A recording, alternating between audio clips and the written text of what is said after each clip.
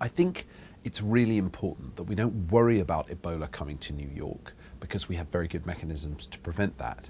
But we have to care about Ebola because of two reasons. Firstly, that there's a humanitarian crisis in West Africa. This is killing a lot of people, but it's also destroying health systems. It's taking over health systems, which means that many more people are going to die of things other than Ebola. So if we can't contain a disease like Ebola, which isn't that contagious in West Africa, then it shows how hard it's going to be to contain something like flu. And if we were talking about flu, I would be saying to worry in New York. I think globalization is a really important part of this conversation because of the obvious reason that we take more planes, that there's higher densities of population, that people move around more, but also because globalization is one of the forces that has excluded certain parts of the world. So we think of globalization as a force for good, that certain countries got richer, that rising tide lifts all boats.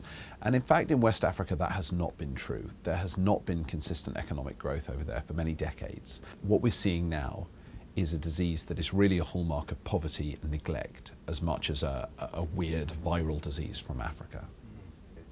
So when we talk about Guinea, Sierra Leone and Liberia, we're talking about three of the poorest countries in the world. I mean, they're all in the bottom 10 poorest countries in the world. And that means they're different to a place like America in almost every way. People aren't literate. Literacy rates are extremely low. People can't read. They're poorly educated about health, and they have a number of other cultural practices which are very unhelpful in terms of spreading the disease. So burial practices, practices of washing bodies and contact with dead bodies, those sorts of things spread disease. In addition to which, the measures that you need to undertake to control Ebola are things like contact tracing. If I know you've got Ebola, then we need to get in touch with everyone you've been in touch with. Now in New York, that's pretty easy. You've got a Facebook page, you've got an email, you've got a mobile phone, we can do it all. But in West Africa, that's much, much harder.